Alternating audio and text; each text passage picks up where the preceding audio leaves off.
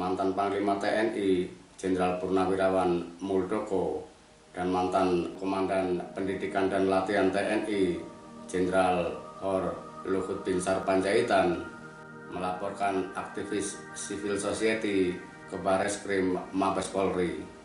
Menariknya, keduanya adalah anggota kabinet Presiden Joko Widodo yang tengah berkuasa. Seperti diketahui, Muldoko yang kini menjabat sebagai Kepala Staf Kantor Presiden melaporkan dua peneliti Indonesia Corruption Watch, Egy Primayoga dan Miftahul Khoir, ke polisi atas dugaan pencemaran nama baik. Muldoko menuding tidak ada itikat baik dari kedua terlapor untuk mencabut pernyataannya terkait tuduhan terhadap dirinya soal pemburuan rente dalam peredaran ivermectin dan ekspor beras antara Himpunan Kerukunan Tani Indonesia atau HKTI dan PT Nurpai Nusantara Perkasa. Sebelumnya, Egy Primayoga menyebut ada dugaan PT Hansen Laboratories memiliki hubungan dengan Muldoko. Dugaan itu muncul setelah Muldoko dalam tanda petik mempromosikan ivermectin untuk COVID-19. Sementara Menko Kemaritiman Luhut Binsar Panjaitan melaporkan aktivis HAM Haris Ashar dan koordinator Kontras Fathia Maulidayanti ke polisi Rabu kemarin. Bukan hanya pidana, Luhut juga melaporkan keduanya secara perdata. Menurut Luhut, laporannya sebagai pembelajaran kepada publik supaya mereka yang merasa public figure menahan diri untuk memberikan statement yang tidak bertanggung jawab. Luhut mengklaim laporannya bersifat pribadi, bukan dalam kapasitas dirinya sebagai pejabat.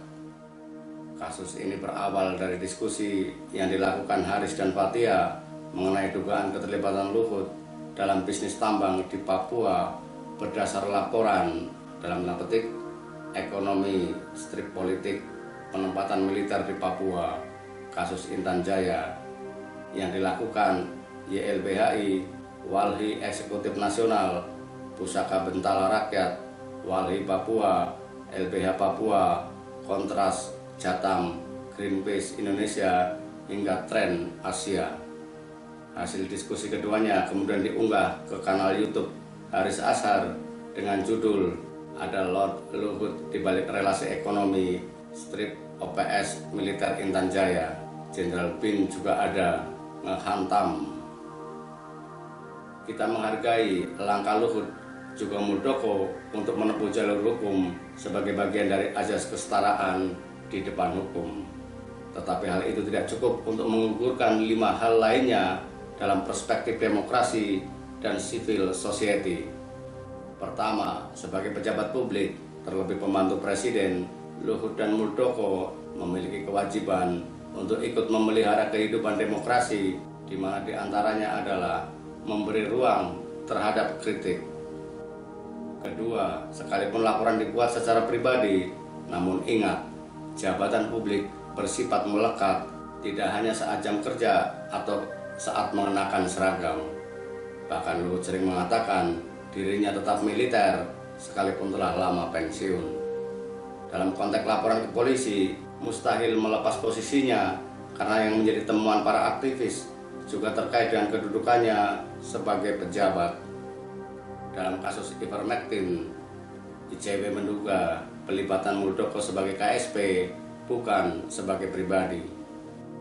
Demikian juga dalam laporan dugaan keterlibatan Luhut dalam bisnis tambang di Papua. Jika hal tersebut berkaitan dengan urusan pribadi, tentu tidak akan menarik.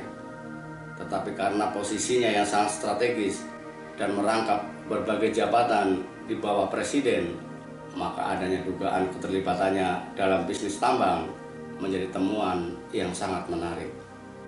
Ketiga, jika merasa temuan yang dimaksudkan sebagai kritik oleh sejumlah LSM dianggap tidak berdasar, tidak benar, maka mestinya sebagai pejabat negara, baik Luhut maupun Muldoko cukup melakukan klarifikasi menggunakan saluran demokrasi yang tersedia seperti media massa. Biarkan nanti masyarakat yang menilai, bukan penegak hukum. Keempat, laporan Muldoko dan Luhut ke kepada para penggiat civil society akan dianggap sebagai anti kritik, bertujuan mematikan nalar kritis yang menjadi ciri masyarakat madani, serta pengebirian terhadap kajian dan penelitian yang bersandar pada norma dan nilai-nilai akademik. Jikapun dalam sebuah penelitian terdapat kesalahan atau cacat kesimpulan, sepanjang telah menggunakan metodologi keilmuan yang benar, mestinya muaranya bukan pemidanaan, tetapi klarifikasi dan perdebatan intelektual. Kita ambil contoh yang paling umum, yakni tentang survei. Ketika hasil survei yang dilakukan sebuah lembaga ternyata jauh dari realitasnya, apakah layak untuk dipidanakan? Sepanjang metode survei yang telah digunakan sesuai kaidah keilmuan, maka tidak perlu dilakukan pemidanaan, bahkan termasuk oleh mereka yang dirugikan. Kelima, pemidanaan terhadap aktivis demokrasi oleh pejabat negara adalah racun yang menyebarkan ketakutan bukan hanya kepada para penggiat civil society, para penggiat demokrasi, namun juga masyarakat sipil secara luas. Terlebih lagi, keduanya adalah mantan perwira tinggi militer, sehingga dengan mudah akan ditarik sebagai upaya penggunaan kekuatan untuk memberangus sikap kritis dan partisipasi publik dalam hal pengawasan terhadap penyelenggara negara di dalam sebuah negara demokrasi, dan juga sebagai pengejawantahan kebebasan berpendapat yang dilindungi oleh Undang-Undang Dasar 1945. Kita mendesak Luhut dan juga Muldoko untuk mencabut laporan polisi kepada para penggiat civil society. Jikapun dalam pernyataan atau penelitian mereka ada yang kurang pas, berikan ruang untuk melakukan klarifikasi secara terbuka, bukan somasi, apalagi pemidanaan. Namun jika merasa apa yang telah mereka lakukan melukai harga dirinya, mencemarkan nama baiknya, dan merasa hanya bisa diselesaikan secara hukum melalui jalur peradilan, silakan. Tetapi lepas dulu jabatannya, sehingga tidak akan menimbulkan abuse of power.